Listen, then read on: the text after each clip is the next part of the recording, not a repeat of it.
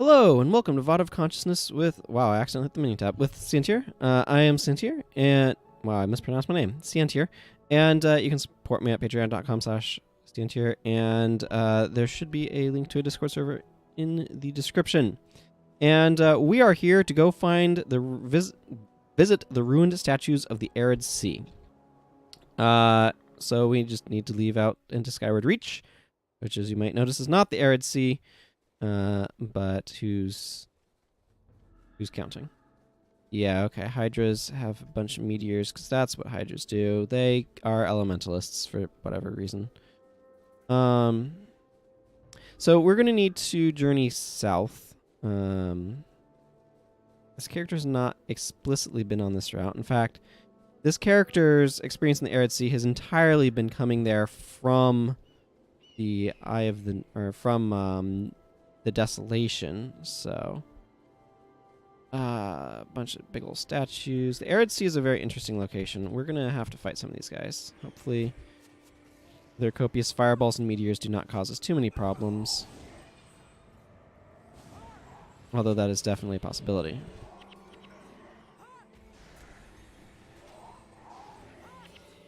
Cool. Good job, team, I guess.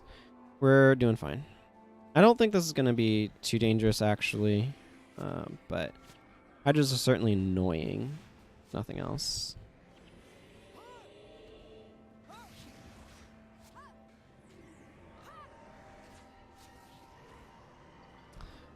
So our party is a little bit wonky in that Acolyte Jin is a charge ranger, but I wanted charge going on my party. So that's what I'm doing. Navigating the Crystal Desert can be a little tricky, and again, as is a common refrain, it's been a long time since I've been through this zone, these zones. The reason why it's a little tricky though, is actually something that I can kind of point to right here. You see that mark and that mark on the map? That might be a little small, so if you're not full screen, it's probably invisible to you. Oh my goodness, we are getting 7 kinds of wrecked here. Not 9 kinds, just 7, but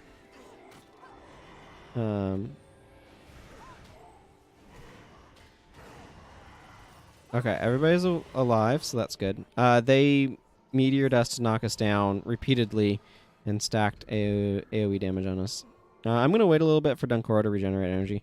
But anyway, or you can see the markers like right there and right there. Those are teleporters. And to successfully navigate the Jade, or to successfully navigate the Crystal Desert often requires making use of these teleporters. These are enchanted. They're just basically sets of armor that are enchanted. Yep, that's what's going on here. They'll fight us. I believe they come in both Ranger and Warrior varieties. I actually farmed them at one point in time for the materials I needed for my first set of... oh man. For my first set of 15k armor, which is the type of elite armor available in this game. Different costs became available in future games. But the Elonian chest might sound strange because we're not technically in Elona, but we technically actually kind of are. This area is adjacent to Elona, which is just down over this way. There's ore, for those wondering. Some of the geography of this place. This area is a little golden, which is always kind of cool. But if we take a quick look, you'll notice up here is Elona Reach. This area was settled by Elonians who were attempting to ascend. There's the statue, by the way. As we get closer, it will, in fact, crumble. But I think we can actually interact with these bleached bones to get some narrative. It came out of the dunes like a kraken out of the sea, all teeth and meaty, flapping jaw. There was no time, nowhere to go. It bit down on Menric, and when it pulled away, all that was left of the man we had called our leader were his leather boots and the remnants of his ankles. Oh, right. So that's a specific warning. You'll probably see it, what it's warning about. These statues are impressive. They're wearing gladiator armor, I believe. You can see that one leg, though, has really crumbled. And as we get closer, there's nothing fancy or anything, but as we get closer, it'll kind of go away. That warning is specifically about sandworms, which will pop up and knock us down. I'm going to take a moment to get a screenshot of that. So I don't think I've taken one this episode yet, and it's important to do. And that's a cool sight. Actually, maybe this is an even better sight. Is this a better sight? Sure. The back of Jin's head there.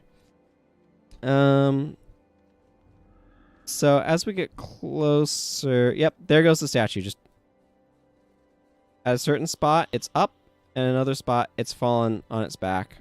And I don't know if it pops back up, but you can then walk across it. There's a quest that takes you that way, but it's for prophecies only. It's one of the 15 attribute point quests that you can get after you ascend. The flavor of those certainly changed with time. In this game, those extra attributes feel an awful lot like things specifically available to you because you have ascended. You've achieved a higher state in some regards with ascension. But in the future games, it's just like, yeah, this is a thing. Changing professions is also clearly linked to ascending. It's not something like changing your secondary profession. I think flavorfully is something that ordinary people can't do. The ability to do it is something that you obtain by ascending. I think that's the flavor of it in this original game. But that gets completely ignored in future games. Well, not completely ignored. Being able to change secondary professions is something you can only do once you become Wayno Su, which is a similar status in prophecies, but there is no real equivalent in Nightfall. So right here is another statue that has already fallen over. There are going to be... Oh, there's a Mesmer boss over there. There are often sandworms around here. I'm actually kind of surprised none have attacked us. Hi, Yanelbrunn. Yanelbrunn says, long ago, my people lived in a city near here. We came to ascend and succumbed to our own petty squabbles. We fought day and night, brother against brother, until one of our number created weapons that would lay low the mightiest warriors and shake the very earth. Such was their power that they brought our great city down, and my people have become nothing more than a memory. But I prattle on. How may I help you? So, the attribute point quest requires you to come out here, and then you come to this statue, and we have completed this, and we need to go talk to the coordinator, which we will do. But then we can walk across this statue, and its enormous statuesque cleavage. Down the broken neck, here's where the head ended up, embedded in the ground over here. And Silas Yeseth, which is a forgotten, says, you have shown incredible courage and perseverance in reaching me. What brings you to the desert? So the quest, basically, we get it from another forgotten, like this fellow here.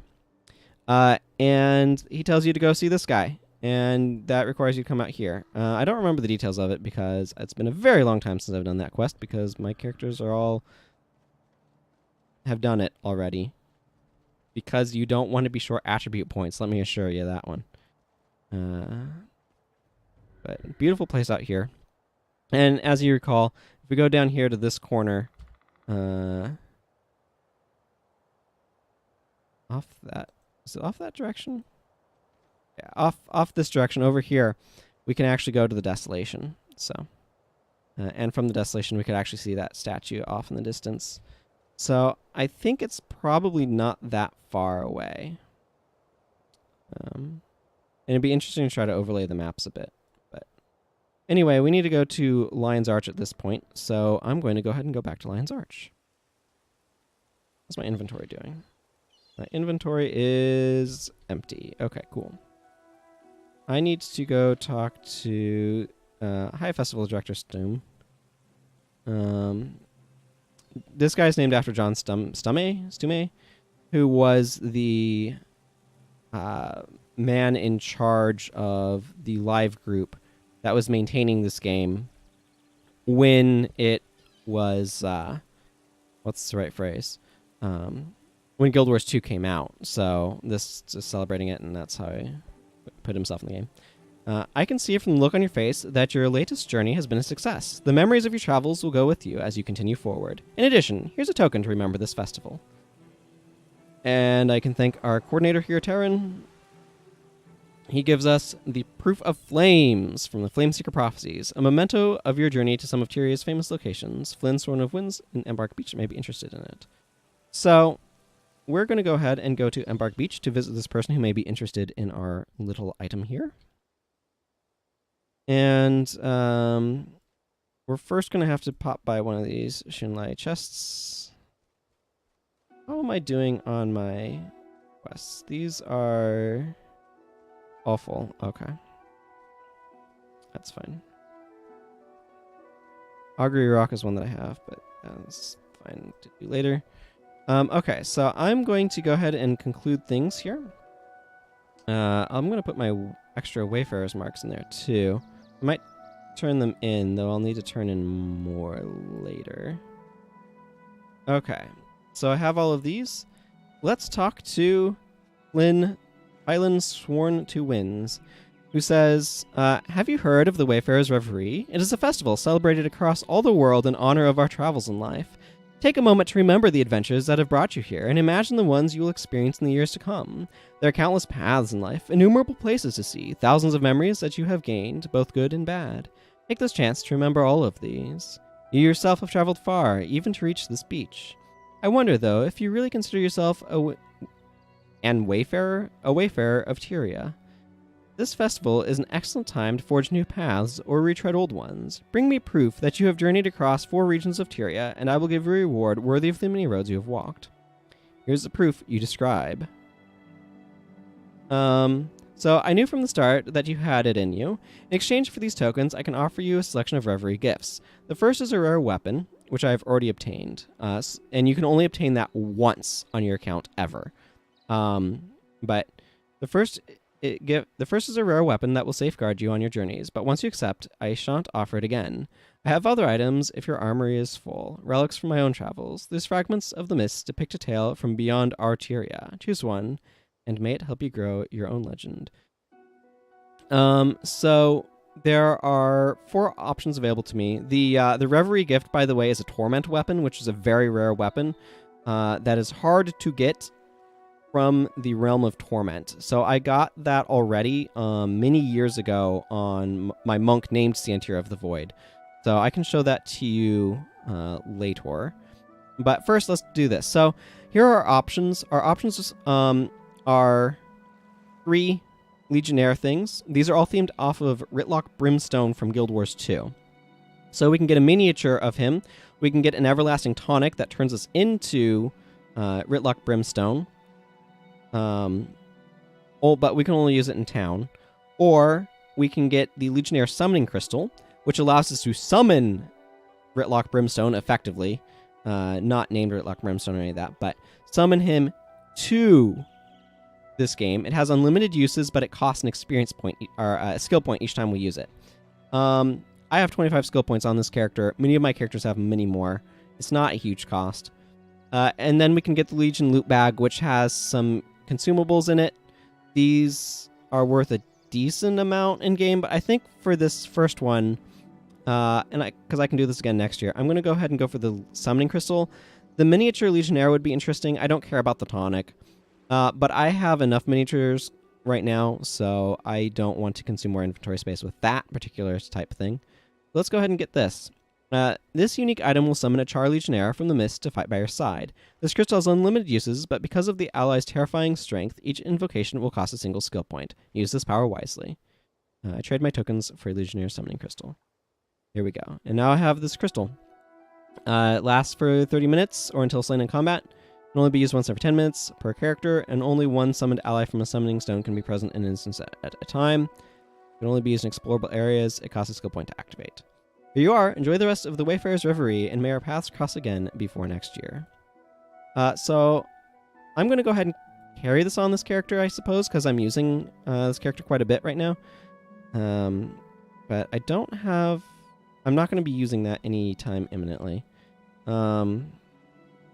It's best not to use it indiscriminately because it does have a cost to using it. Now, I should, at this point, take out these marks and exchange them while I am thinking about it. So let us journey... Actually, is there somebody here that takes them? No, there's just somebody dancing over there. It looked like an Ellie. Okay, so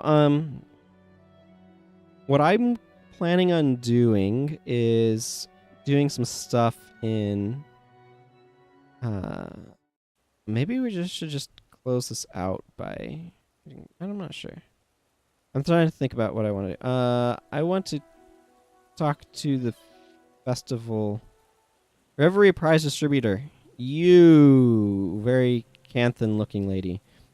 Greetings, traveler. The Wayfarer's Reverie is a festival honoring the travelers, explorers, and adventurers of Tyria. To encourage revelers to go on journeys of their own, Wayfarer's marks have been scattered across the known lands, waiting for inquisitive souls to track them down. If you bring me a few, you can trade them to me for a variety of prizes that will help you celebrate. So I'm going to just get a lot of these. Oh, goodness, this is going to take a while. Yep, going to take a while.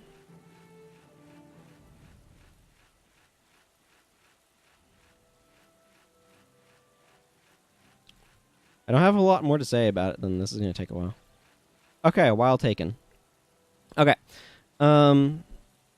So I'm going to go ahead and, because I mentioned it, pop back out here, and here's Sientir, still in an Imperial Isle, as usual. And here is my tormented staff. You can see it over here.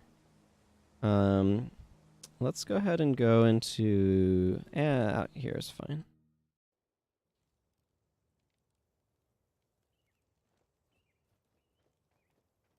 And wander our way into the Isle of the Nameless, where we can take a better look at it. There's the skin that I prefer for Zenmai, by the way. That's an alternate skin for her, and that's definitely one that I prefer. But yeah, so Tormented Staff.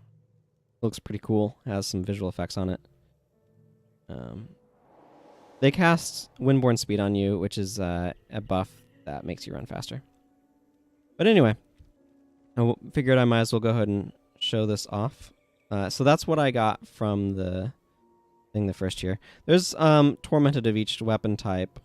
They are, like I said, a bit difficult to get. Yeah.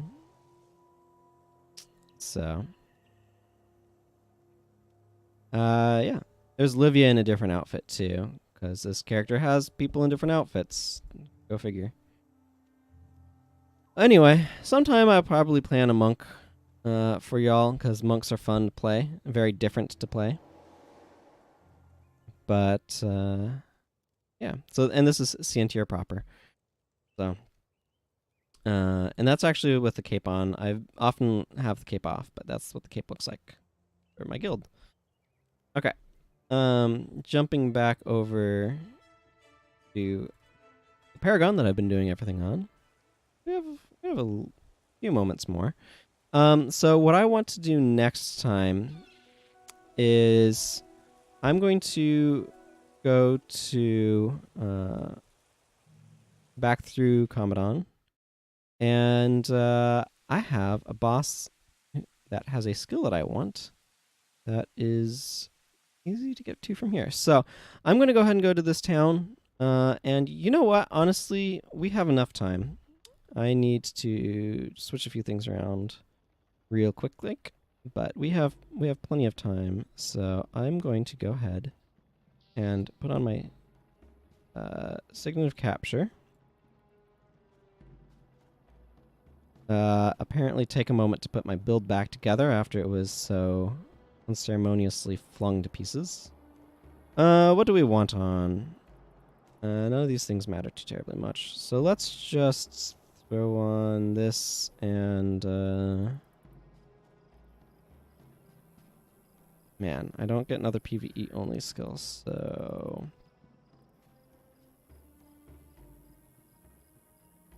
How about...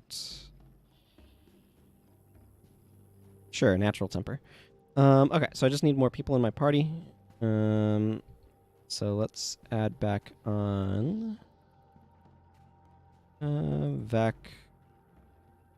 Then my Master of Whispers and Talcora. Okay, cool. Let's go ahead and go capture that skill, everyone. We'll end this episode by capturing an elite skill, and it will be cool and awesome and stuff, I hope. With our charge minion master. Yeah, charging minion master. I think people would generally use fallback. It's an area of effect. I mean, it's kind of like charge. It lasts a bit less time, is in command, costs a bit more energy, and causes some health regeneration. Fallback is real good. I definitely would like to upgrade my Zenmai because I use her a lot these days, but that's okay. That is a potential thing that I might do in the future, just kind of show off the area, and why not? This is a game where goals are an excuse to play a game whose gameplay I enjoy, not because I specifically want to accomplish the goals. I mean, I like accomplishing the goals, don't get me wrong. But I don't play the game to accomplish the goals. The goals are an excuse to play the game. So... The heck? Oh. The boss should be somewhere in this general area. It is not a contagious guy. There's another dude, actually.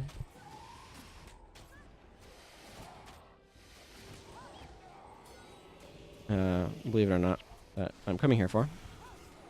Well, natural temper's not going to do anything right now. I'm enchanted. Paragons have a lot of weird... Paragon just feels underdeveloped to me, design-wise. Let's see. No, it's actually more this direction, further this direction. Do I want to go through things there, or do I want to go up that way?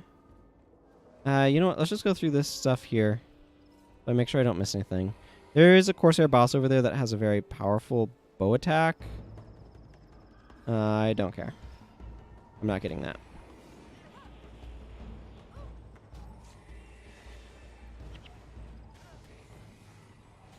Which is why I don't care. It is very good, though. So, you know. Aha! More Wayfarer's marks to turn in. Oh, yeah. Love seeing some of that good old air magic. I should probably capture more Elementalist elites, just because Paragon can sort of kind of use them due to some of the energy management potential inherent within the class.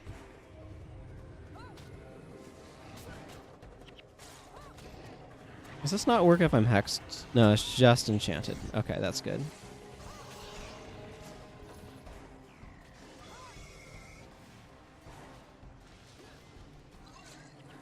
Natural Temper is just such a weird skill, though. The design of Paragons... So the reason why I say the design of Paragons is, like, feels super inconsistent and stuff is because there's a lot of, like, little themes running through it. Like, this right here, for example... its effect only works if you're not enchanted. And it gives you more adrenaline. There's like another couple of skills that care about not being enchanted, but it's not really a theme that's super played out. I'm looking for a boss called like Booble or something like that. I think he's actually over in that area. It won't take too long to get to, though. So we'll get that and then end this episode. So it's like, there's a theme of, like, don't use enchantments, sort of, except it's not really developed. And there's a lot of stuff like that. Or another good example of the sort of thing I'm talking about is, like, you look at the spear attacks, and it's like, what should this spear attack be? I don't know. How about another conditional way of applying Deep Wound? And it's like, wow, there's so many ways of conditionally applying Deep Wound. Is it really necessary to have this many ways of conditionally applying Deep Wound? And the answer is probably not really. There's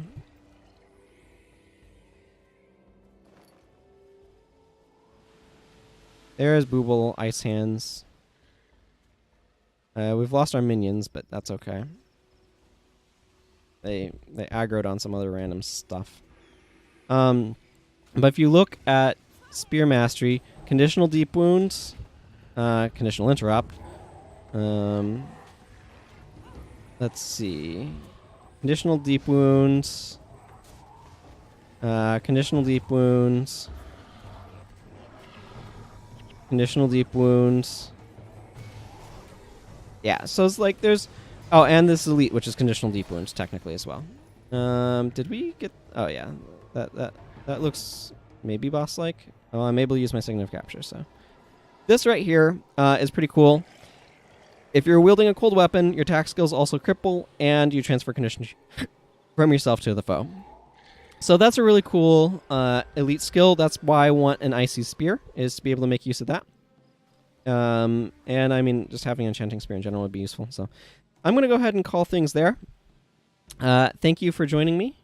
Until next time, everyone, take care. Goodbye.